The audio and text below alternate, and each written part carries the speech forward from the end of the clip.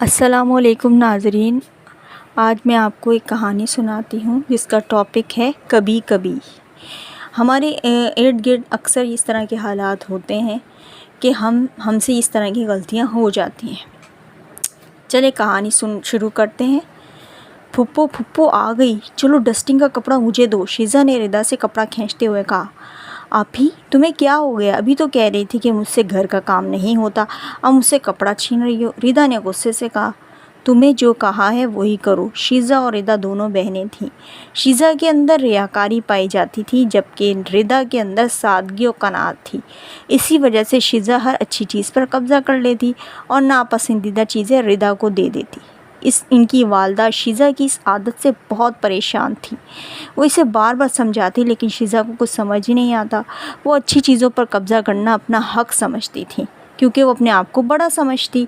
اسی وجہ سے ہر چیز پر کریڈٹ لینا اس کا بہترین مشغلہ تھا۔ ایک دفعہ امی نے صفائی کرنے کے لیے دونوں بیٹیوں کو کہا۔ شیزا نے ساری صفائی ردا سے کروائی اور بعد میں امی کو کہا کہ صفائی میں نے کی ہے۔ ردا نے کچھ نہیں کیا۔ پھپھو راشدہ بیگم آتی تو ان کے سامنے بھی شیزا اپنی تعریف کرتی کہ سارا کام میں کرتی ہوں، ردا بھی چھوٹی ہے، میں اس کو کام نہیں کرنے دیتی۔ پھپھو شیزا سے متاثر ہو کر اس کی تعریفیں کرتی اور ساتھ ہی اس کو گفٹ بھی دیتی۔ شیزا کو جھوٹ بول کر اپنا تعریف کرنا بہت اچھا لگنے لگ گیا۔ ایک دفعہ پھپھو نے شیزا کو گھر پر بلایا کہ گھر میں مہمان آ رہے ہیں، شیزا میری مدد کروا دو۔ امی نے کہا کہ ردا کو لے جائیں لیکن پھپھو نے کہا میں تو شیزا کو ہی لے کر جاؤں گی کیونکہ شیزا کام کرنے میں تیز ہے۔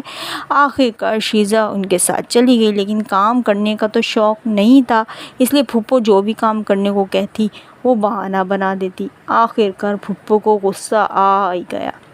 شیزا تم تو کہتی تھی کہ گھر کے سارے کام تم کرتی ہو لیکن تم تو کسی کام کو ہاتھ نہیں لگا رہی، کوئی دلچسپی نہیں لے رہی، آخر وجہ کیا ہے؟ سچی بات ہے پھپھو، مجھے کام کرنے کا کوئی شوق نہیں، گھر میں بھی سارے کام ردا ہی کرتی ہے۔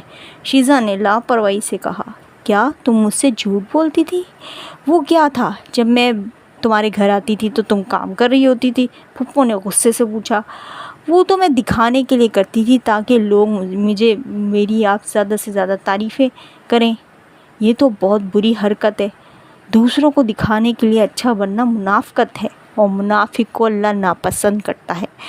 منافق جہنم کے سب سے نچلے درجے میں ہوگا۔ تم یہ سوچو کہیں تم لوگوں کی واہ واہ کے لیے اپنی جہنم کی تیاری تو نہیں کر رہی؟ شیزا سوچ میں پڑ گئی، اس نے اس طرح تو کبھی سوچا بھی نہیں تھا۔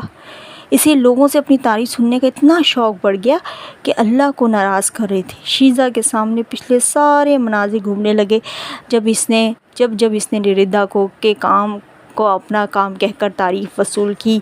شرمندگی سے اس کا سر جھکتا چلا گیا۔ میں نے انجانے میں اتنی بڑی غلطی کر دی، اب میں سب سے معافی مانگوں گی، شیزا نے مصمم ارادہ کرا۔ پھپھو نے مسکراتے ہوئے اسے تھپکی دی۔ تو ناظرین، آپ کو کیسی لگی ہماری کہانی؟ یقیناً آپ کو پسند آئی ہوگی۔ ہمیں اپنا مزید فیڈ بیک دیجیے گا اور ہمارے اس چینل کو سبسکرائب کیجیے گا اور بیل آئیکن پہ کلک کر دیجیے گا تاکہ آپ کو اس طرح کی ویڈیو ملتی رہے اور ہماری حوصلہ افزائی بنی رہے۔